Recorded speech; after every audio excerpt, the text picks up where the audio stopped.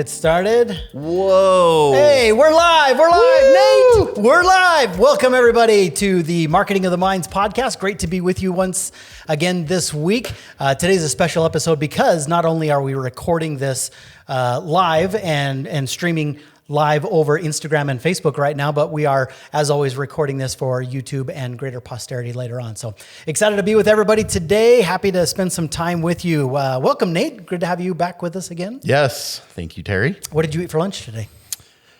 I had some I had some Mexican food. It was fantastic. Oh, excellent. Excellent. I don't know anybody who doesn't enjoy that.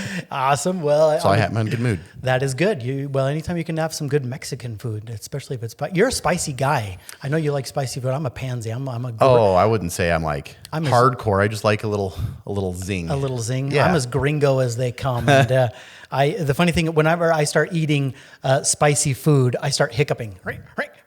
And anyway, my wife cracks up. She thinks Oh, the secret's to be drinking horchata while you're eating the spicy food. And it's fine. Yeah. Okay. All right. Yeah. Yeah. Okay. Especially excellent. if it's strawberry horchata. I've never had. I'll have to go try. Well, I'm excited today because the team at Arcane Marketing has put together a brand new swag box. Now, you know this. I thought I would give everybody, all of our listeners, a little bit of a tour as to what the team put together. So many of our customers will be receiving in the future this handy dandy little box inside. It's like Christmas time, and inside there's a whole bunch of goodies. I thought I'd show you guys exactly what we have. So first off, there is microfiber cloth that you get. My favorite is a whole bunch some Argyle Arcane socks. And actually, I'm repping the merch today because I don't know if you can see, but right there on I'm wearing the Arcane socks today. Are they comfy? They are comfy, actually. Do they put you in a good mood, Terry? I'm always in a good mood, but they actually bring out my inner superpower. Then I would argue that if you want to be in a better mood, you have to wear our Arcane socks. So you got a hat, Arcane hat there, and inside there is a really cool water bottle. We'll bust this open so you can see exactly what this guy looks like here. But, it is a hydro flask. So not a little cheapy, it's a nice bottle. Not a water bottle. It's a hydro flask. And I think showing the logo, it's a raised print. It's fantastic. It is, yeah, that is nice. And then let's see what else we got in here. So we got some chapstick that comes in here. A cool one that you don't see very often is actually a deck of cards in a little plastic container. A little deck of cards there. Got a couple of really hot pens. And they are hot. And notepad. So anyway. And a sticker. I didn't even see it down there. Yeah.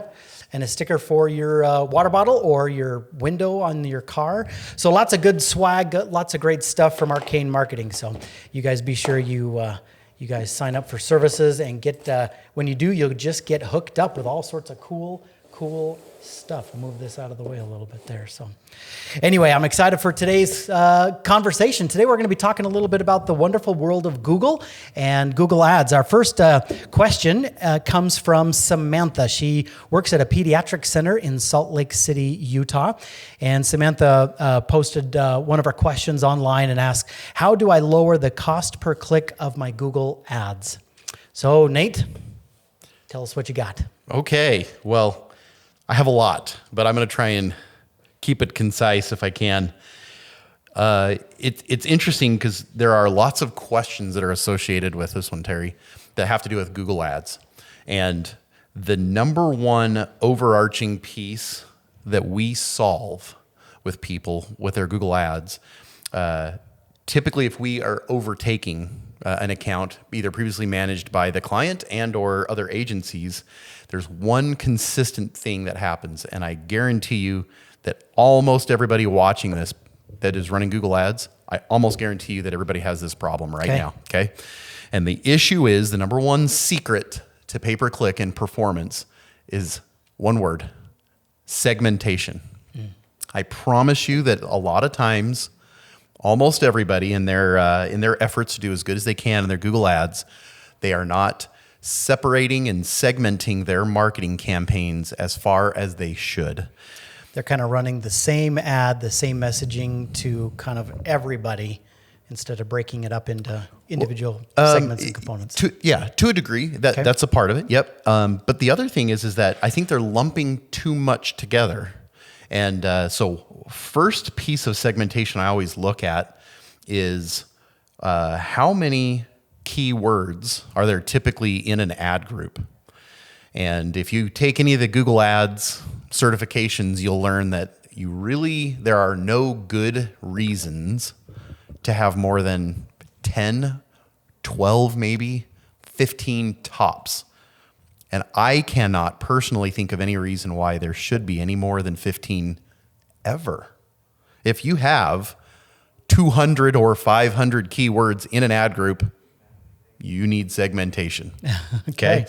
The second piece is how many ad groups do you have? And there's little rules about these ad groups that you need to follow, just rules of thumb, right? That these can apply to anybody, even a pediatric center in Salt Lake City, but could be to a dentist, it could be to a plumber, it could be to somebody needing to sell their purses online.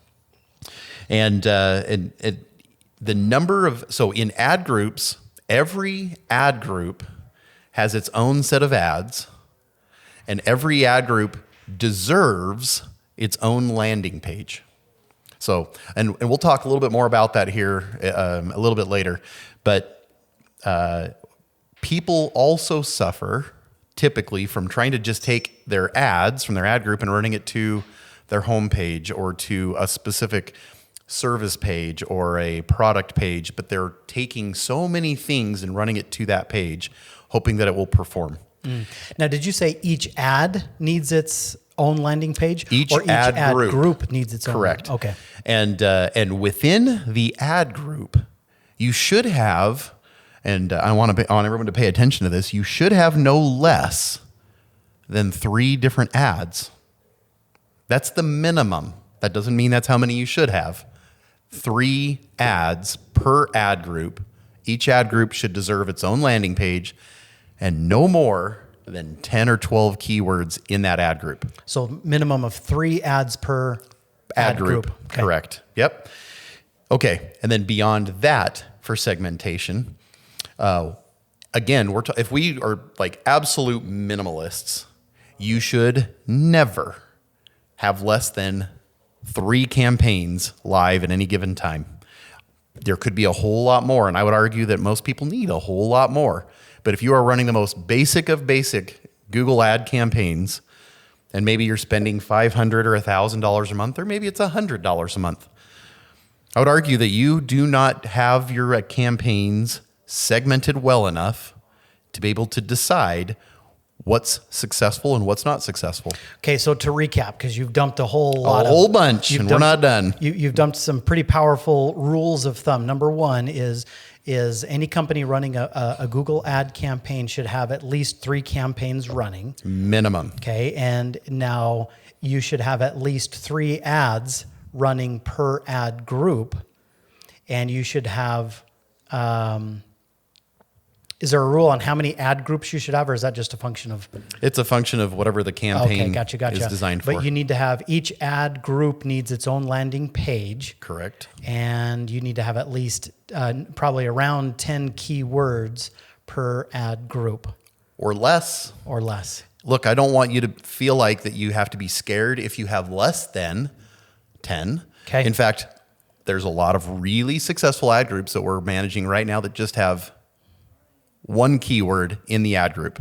So the part that I like about what you're just describing is anybody who's using, for example, another a digital marketing agency, or your best friend is running your Google ads or whatnot, you can use those rules of thumb a little bit like a checklist. You can call them up or send them an email and say, "Hey, John, tell me how many keywords are currently in our ad groups."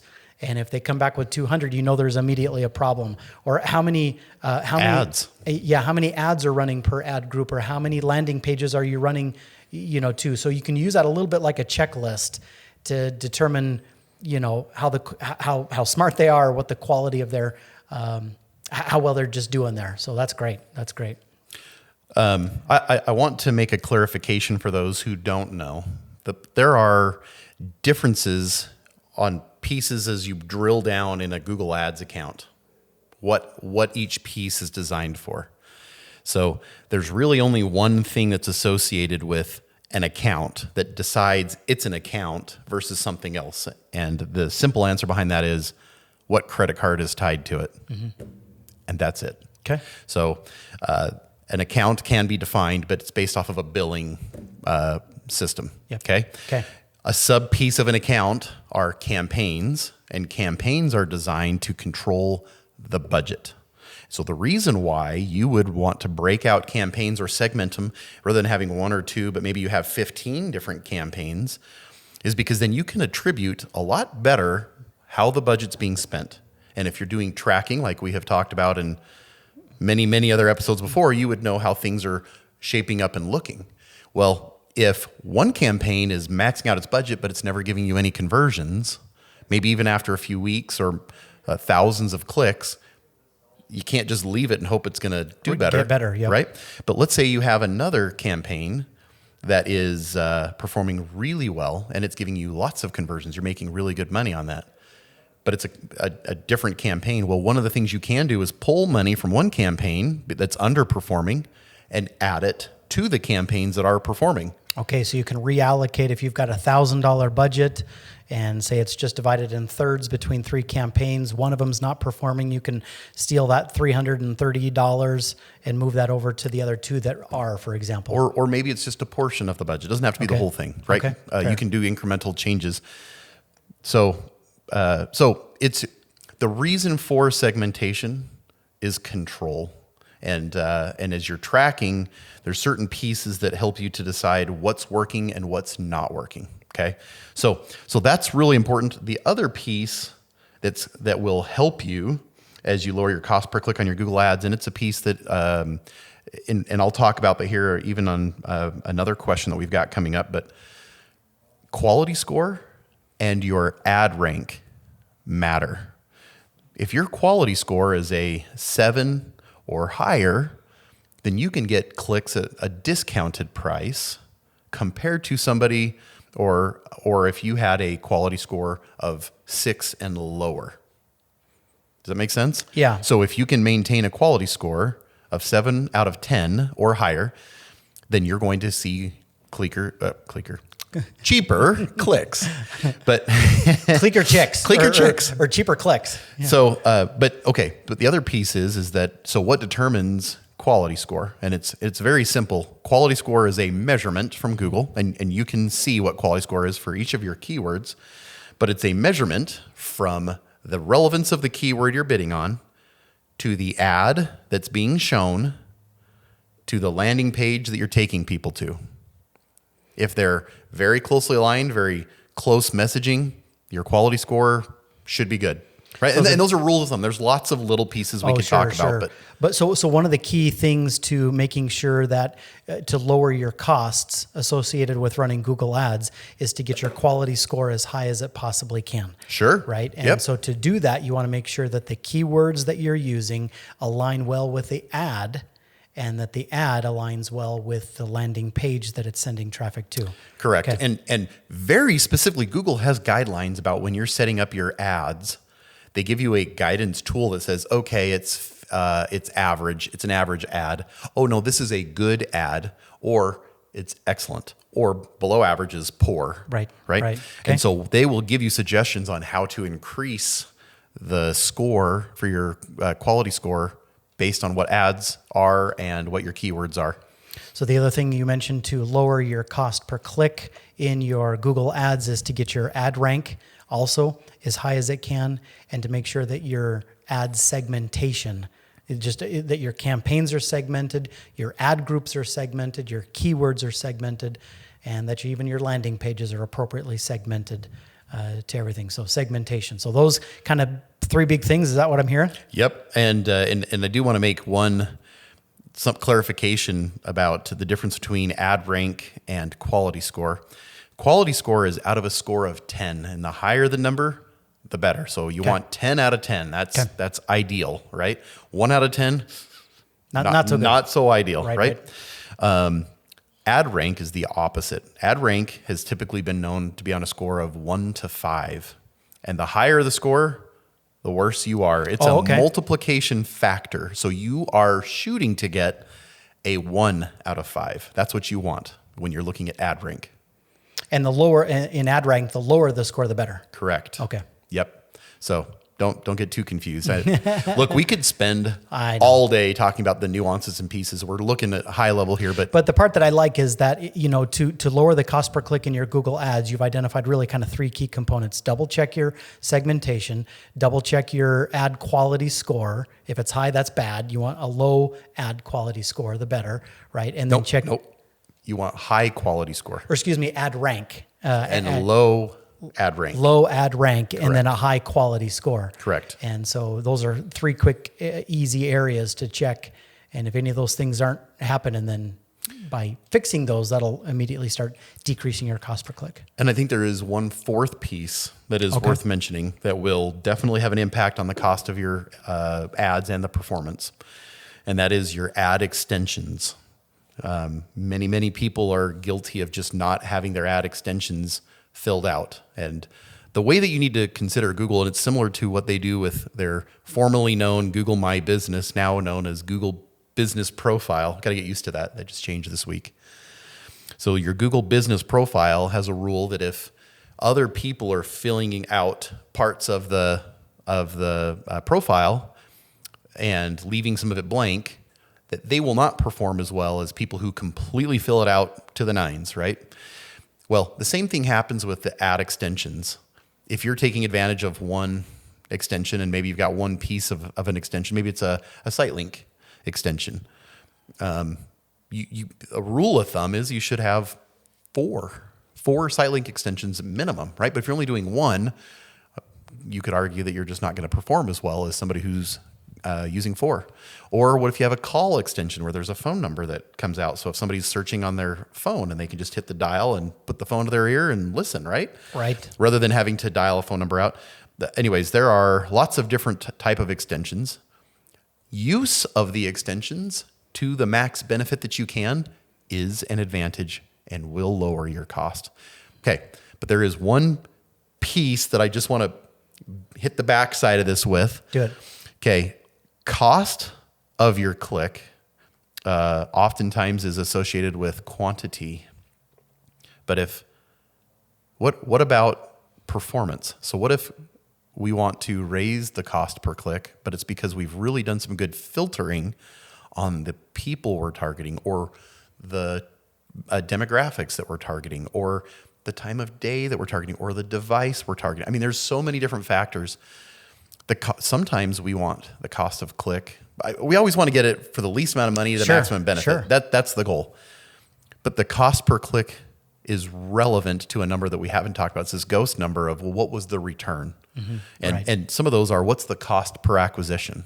How many clicks did we pay for before we got a sale, a conversion? Mm-hmm. And so then you need to look at, rather than what's the cost per click, you should be looking at what is your cost per acquisition. And that's a more important number than your cost per click, because sometimes we have a really high conversion rate, but we might have to pay for it. So the cost per clicks might go up, but we're converting like crazy and we're keeping below our regular cost per acquisition cost. So I just wanted to make that clarification. That's good. Well, powerful stuff. We have another question that has come in this week, and we kind of try to group these together a little bit so that they all kind of harmonize and make sense. But Matthew, he works for a law firm in actually Kansas City, and he wrote in and asked, how do I increase my Google ad click-through rate? So we've been talking obviously about lowering the cost associated with those clicks, but if we just want to increase the number of people that are actually clicking on the ad and going to the page, how do we do that? So thoughts on that? Yep, there's a few things that I want to make sure I bring up. One of those things is in order to get a click-through rate improvement, I would say that the first thing you need to be able to answer is, how relevant is the ad that you've written to maybe the keyword that you are bidding on? What is it you're trying to answer, or what is it you're trying to solve? Sometimes, and I see it often, sometimes you have people that are bidding on a particular keyword, and they will write an ad about that keyword, but it is not specifically what people might be looking for? Yeah, it's relevant to the search term, but it's not answering the question. It's not able to offer a potential solution. Do you find that when people go to Google and they're searching, they're typing in questions, how do I fill in the blank? Correct. And so that the ad then needs to be an answer to a question that they've typed into Google. Is that kind of the format? Sometimes. Okay. I don't know that I could say across the board you need to answer a question. I think you need to hint at or give an answer to that you can solve whatever their search query is about. It may be a question, or maybe it's not. There are different pieces to this. So, how do you know what's working or what's not working? Well, let me give you kind of a rule of thumb on how you can work on increasing your click-through rate, because this is a very specific exercise that does that. And we call it internally, and I'm sure a lot of other agencies do too, benchmarking. Benchmarking is where, and if you recall in my last answer, we talked about that every ad group needs how many ads, Terry? Minimum? Each ad group needs 3. 3 ads minimum, okay? And they can be different types of ads. It could be a responsive text ad. It could be an expanded text ad. It could be a call ad. It could be a dynamic ad. It could be a display ad. There's different ads. In fact, there are 8 ad types that there could be. But let's say that you're using the 3 most common, which is going to be a responsive display, expanded text, and a call ad. Those are the 3 most common ones that are being used. Well, when you benchmark, the way that you do it is you would take an ad and let's look, and it'll tell you what the click-through rate is for each ad. How does the ad perform within the Google Ads interface? And you can pick one that maybe it seems subpar to you. Pause that ad. And then you can copy it and paste it and then make some edits and changes to the ad. And you don't make edits and changes to the ad that's not performing well. You need to copy and paste it because you want to preserve the statistics of the ad that you had just recently paused. Because what you're doing is you're going to try and do a better ad. So you're going to pause it, maybe make a little couple of tweaks. It could be just a couple of words. It could be a different image. It could be any number of parts to the ad that you change, and then you let that ad that you've just updated, you make it go live, and then you sit back and watch it for a specified time period. I would argue that it has to be a minimum of 100 clicks before you can even come to any kind of conclusions. You can't get 5 clicks, go, it's not working. But at least 100 clicks. Is there a guidance? Are we just looking for 100 clicks? I mean, what if those 100 clicks literally take 3 months or 6 months to get? Is it still worth just waiting and waiting and waiting for 100 clicks? Or after 1 month or 2 months, and only having 20 clicks, can you say, oh, okay, this is clearly not working. We need to make a change. Yeah. Statistically, I mean, the math works out that if you are making any kind of decisions before your 100th click, which is a minimum data set, the more clicks you have, the more data you have, the more accurate you're going to be. But if you're making those decisions before you get to that point, then you just don't know and you're making a guess. Mm-hmm. The beauty of pay-per-click is it's just a huge data collection game, and you can make factual decisions. You don't have to make feeling decisions. Yep. And I have an interesting story to highlight that point that you just brought up. I had a client that was having some struggles with pay-per-click. It's about maybe 3 years ago. And he says, nobody's been able to do this. It just doesn't work. And we'd had this conversation about why it could. And I wasn't going to argue with him. I think he talked himself into saying, okay, I'll let you try it. And he was watching it like a hawk. So several times a day, he'd log in and look and see how things are going. And anyways, he called me. And understand, for those who do know, there's a little bit of a delay between the results you're seeing versus what real time is. And the delay can be anywhere from 30 minutes to 2 or 3 hours. So what you're seeing in statistics for the day is collected data they're showing you from at least 30 minutes ago to 2 or 3 hours ago. Okay. So this guy was watching it and he saw it get up to about 90 clicks and it had no conversions. Yep. No phone calls, nothing. Okay. And he calls me up and goes, I told you. And look, I've done this a lot, and I was pretty confident that we'd get something. But I mean, we're at 90 clicks with nothing. I'm like, I'm hoping he's not right, because that would be embarrassing. Because I told him I think we could do better. Now, in the pay-per-click industry, a 1% click-through rate is average. It's average. Okay, you could do 1.5, and you're right there about status quo. If you're above that, fantastic. Now, there's a difference between a national audience and a local audience. And a local audience expect 5 to 10%. That's pretty average.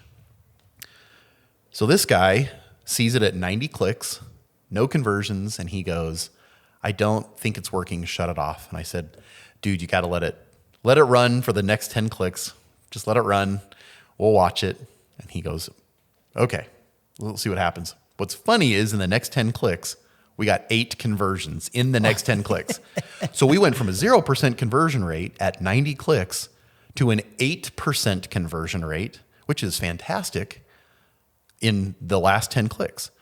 And the lesson that was learned there for me was you got to let the data speak for itself, but you have to collect the right amount. So to answer your question about if it takes months and months and you're not getting the data you want, you either need to up your budget and learn the data faster, or B, you got to start including more things so you can get more clicks to happen. You can't give up before the data set. Okay, You that's can't. a good. So that's a good 100's the lesson learned. minimum for clicks, 100's the minimum for impressions, 100's the minimum for conversions, and then you can start. I'm not saying you have conclusive, but you can start to form opinions after that point, but you can't do it before. Well, as a guideline, you mentioned that if you're running a Google Ads campaign for a local business, something localized, you said a 5 to 10% click-through rate is about average. Is the 1% number for national? Correct. Okay. Yeah, or even international too. Okay, so that's just good feedback. So if you're, whatever your click-through rate number is, judge it based on that. If you're well over 1% nationally or well over 10% nationally, you're already above average. So, And those are rules of thumb because there are anomalies and pieces that just don't fit into that. Certain people, maybe pay-per-click isn't a good marketing channel for them. I can't argue against that when somebody, right. Again, it depends on what the goal is at the end. If we're just doing it to try and see what happens, I have had clients that we have done pay-per-click solely for data collection, and regardless of what the results is, we just want to see how things pan out. And we're going to use that data for other parts of their marketing campaigns. But there are some people, all they really care is they just want to break even because now they have this big long-term lifetime client that will make their money back, no Yes. problem. So all they're looking for is just the break-even number. But a lot of people, they need to make their money. And so if you're careful about it, don't just go through the motions. Don't be as lazy as you can be. This needs to be a well thought through process. So you want to increase your click-through rate, benchmarking, and then giving it the right amount of data before coming to a conclusion is super important. There are a couple of other pieces that I want to just highlight on this question. Number one is if your click-through rate is low, one of the questions you should ask yourself is, am I running and writing the right kind of ads? Because there are 8 different ad types. And maybe the audience or the people you're trying to target are Maybe looking they maybe they respond to one better than another. Yeah. And if you've only got one ad type or maybe 3, but you don't have a couple of different ones, how would you know? I don't Okay, think so I don't think you would. increase your click-through rate by maybe changing the type of ad. Yep. And making sure that you're probably going to say, make sure you've got appropriate budget thrown at the ads themselves. Correct. Yep. Another piece is, and this is known to lower your click-through rate just a little bit, but there are 3 places primarily in Google Ads that they let you run their ads. So number 1 is just right in the search engines, and that's what everybody expects. That's where most. So, but as a default, there are 2 other boxes checked on places that they run ads for you to try and help you get click data. And one of them is the display network. Depending on who you are and what you do, and depending on what kind of ads you're running, that may be a really good thing, or it may not. It may not be very effective at all. And that could dramatically lower your click-through rate. Who knows? Okay. Right? Okay. The second piece, the second box is the Search Partners Network. I have found personally, and I'm not saying this is the case, but personally, I almost always uncheck the Search Partners Network because those are other places other than Google, whether they're a partner with Google or what have you, or sometimes it's running ads within AdSense of websites. And you'll find lots of impressions and very low clicks. So if we find that we have a click-through rate problem, that's one of the first places I check is the display network or the Search Partners Network, and uncheck those boxes, and that will usually help your click-through rate. Another piece that I would talk about that's really important is your targeting. And when I say targeting, it's more than just bidding on a keyword. Again, these are things we could spend all day talking about. Yep. But to highlight, there are demographics that you can highlight. So it could be gender. You could say, well, my product or my service is really just for women, or not. Maybe it's primarily for men, or not, or maybe it's for both. So you could say, I just want my ad to primarily show to women. And by and large, that's who's going to see your ad. But if you know that's who your primary audience is, maybe you're going to see a little bit better result from that. Okay. Another one could be bands of an age group. So maybe you're running something about millennials or Gen Xers, or and maybe there's products like maybe you're like a medical doctor helping people with prostate issues. I don't know. That likely, and I'm not saying never, but likely doesn't apply to the 18-year-old audience. correct. Okay. So you can uncheck that audience, and then now you're as good as you can filtering those people out. Okay. And so what if those people did click on it? They're going to be just a waste of money, essentially. So what we want to do is just not get the clicks in the first place, because you spend per click. We don't want to spend per click. We want to spend per conversion, right? Another one could be, are they homeowners or are they renters? Another one is what kind of parental status they have. Maybe you have a luxury service or a luxury product, and not everybody can afford it. I don't think that's unfair to say that there are people within certain income bands that probably make a better audience than others. And so you have an option to include or exclude the bottom 50% of income earners, or maybe you only want to include the top 10% of income earners. So you have options. So there are demographic targeting pieces. So things that you can kind of tweak and modify with regard to targeting to improve click-through rate. Another one is location. So you can include areas, and there are several ways to include areas. It could be based off of a city. It could be based off of a zip code. It could be based off of a radius. It could be based off of a state. It could be based off of a county, or it could be a country. And those are the options. and so I would argue this other piece that a lot of people do includes, saying, yes, I want to target this area, but often they forget to exclude areas. And excluding is super, super important. So we're running an ad campaign for somebody right now, and they were telling us, like, well, hey, our click-through rate's great. We're just not getting a lot of sales, but it just feels like we're spending a lot, not getting a lot back from it. And when I was looking through their click history, about half of their budget is spent internationally, but they don't want to send things internationally. They only want to stay in the U.S. So uncheck international. So what happened was we targeted the United States and Canada because it was okay to ship to Canada. And that's all that had happened was just targeting, but there was no exclusions. Well, there was so many clicks coming from China and India and Pakistan and Egypt and Iran and South Sudan and Korea and Japan that are never going to convert. So then we just went through and excluded all of the countries that we don't want to send products to or have potential clients from. And the click-through rate went up, but the conversion rate went up. And then our cost per conversion went way down. Very cool. Just from that one piece. Very cool. So something to consider. Okay, there's two more. One piece is that you can target by device. So you can increase your bids if it's for mobile devices, or maybe not. If you have a technical piece that requires uploading of files, for example, because we do have a client that does that. They are looking for you to upload a file, that they can then take a look at and send you a bid on how much it would be to do this job. Probably not going to happen from your phone very often. So we have reduced or asked that Google reduce our chance of showing on mobile, and the amount of money we're willing to pay for mobile has gone down. You can lower your bid. Sometimes you'll see ads on YouTube, or sometimes it's on a tablet. So that's a TV or a tablet. Those typically, in most cases, don't convert well. So we have reduced bids on those. But on computers where people are doing these things, we've increased the bids on computers. So by device. Then the last one to mention is based on an ad schedule. So maybe you're a restaurant, or maybe you are a law firm, right? And if it's 11 o'clock at night and you've got a legal question and you see that ad and you click it and you're hoping to talk to somebody,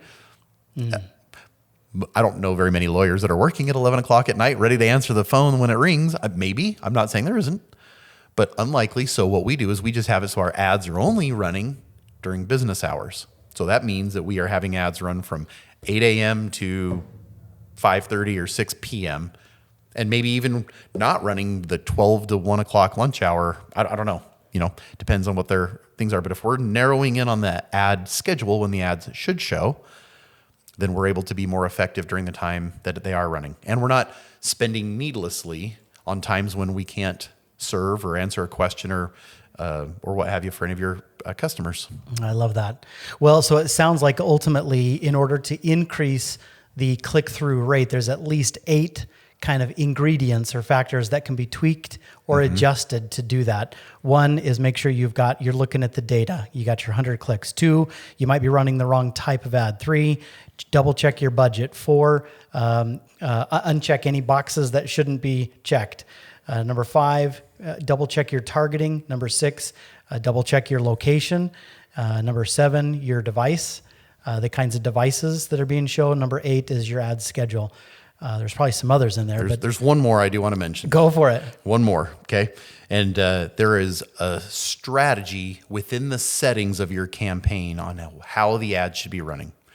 When we start fresh with a new campaign, we want to learn as much data as we can before we ramp up the budget. So make all the mistakes and all of the discoveries while we have things fresh and new, so that when we're ready to really scale up, we can. And so one style that we almost always pick when it's brand new is maximize clicks. And so what we're doing is we're allowing Google to automate the bid prices on our keywords. They're in control. We are not controlling the bids. All we're telling Google is how much we're willing to spend per day within the campaign setting. But we're telling Google, get us as many possible clicks as you can for that price. So what Google is going to do is they're going to go and find however many, maybe you're getting a lot cheaper clicks, but you're in the 4th or 5th position, but we can spend that budget. So we're kind of giving Google instruction to run with it and just get us as many clicks as you can, right? So we can rush to that 100 click mark at minimum, right? And after we've run that style for a while, then we switch it over to maximize conversions. And so what we're saying is, hey, we're willing to spend more. Again, Google, go ahead and control the budget for us. We're just giving you the limits. But let's maximize the chances based on whatever search criteria you know about the person clicking on the ad. Let's maximize our opportunity to target the right kinds of people who are more likely to convert. And so long-term, maximize conversions has been very successful. Okay. It's almost like hitting the easy button. It is kind of a cheat, but it works.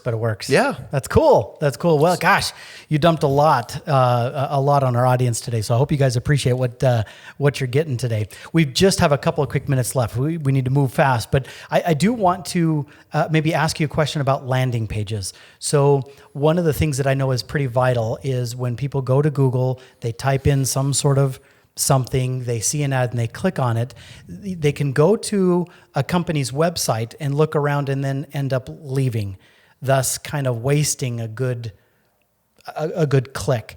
Talk to us a little bit about what professional service providers and business owners can do to make sure that once somebody comes to the website, comes to the page, that they're going to have a good experience and that they're going to just increase their likelihood of actually converting, calling, or or opting into something or requesting a quote or whatever kind of conversion it is?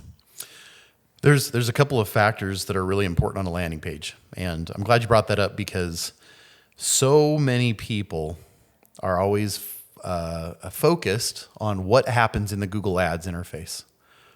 There's a lot of things.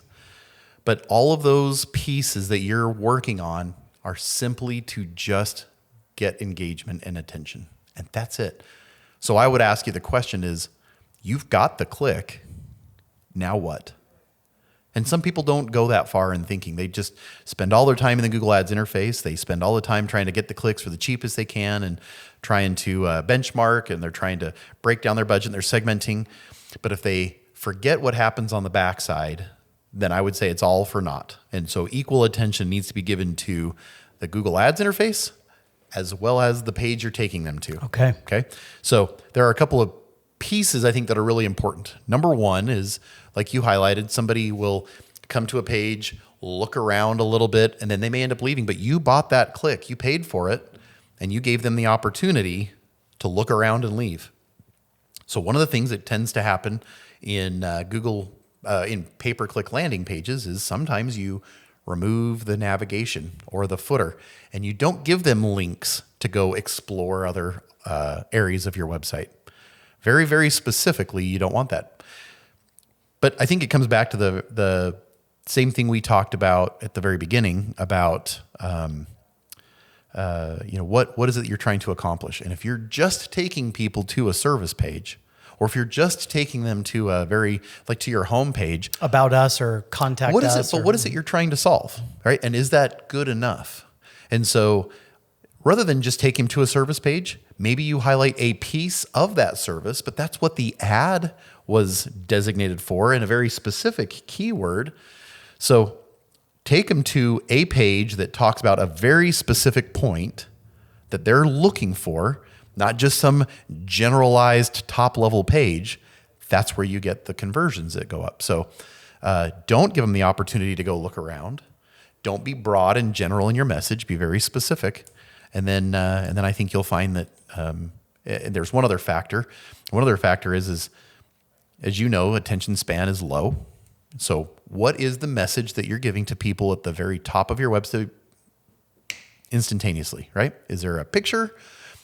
What tends to work well is maybe like 3, 4, 5 bulleted points about this, and then you ask them for the conversion, right? When people are, the demographics or the behaviors of people that are typically clicking on those links is that they're closer to a decision-making process.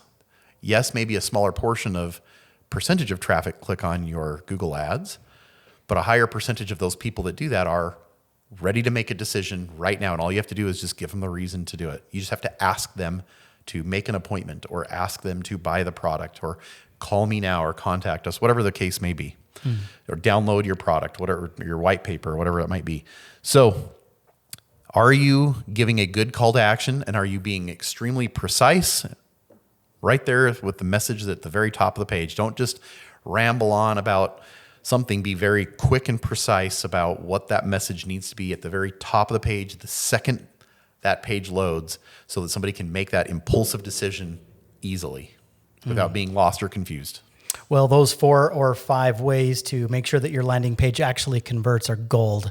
And, it's so easy to forget that piece. Put all of the time and effort and energy into making sure that your keywords and your ad groups and your campaigns and all of that stuff are aligned, but totally miss the landing page piece. So I'm really glad that you shared some information on that. So that's great. Thank you very much. Yeah. So if you guys have particular questions about running advertising on Google or in the search engines, post your questions down below.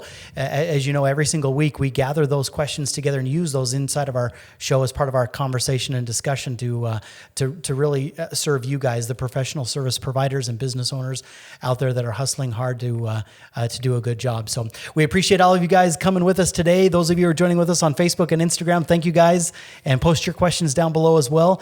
We can't wait to be back with you once again, right back here on Marketing of the Minds. Take good care. Thanks, guys. Thank you. Hey everybody, this is Terry again. Really quick, I wanted to remind you that it's time for your annual marketing health checkup. Now, regardless if you are currently doing no marketing, some marketing, or tons of marketing, it's time to evaluate how effective your marketing is and what can be done to improve your profit margins and results.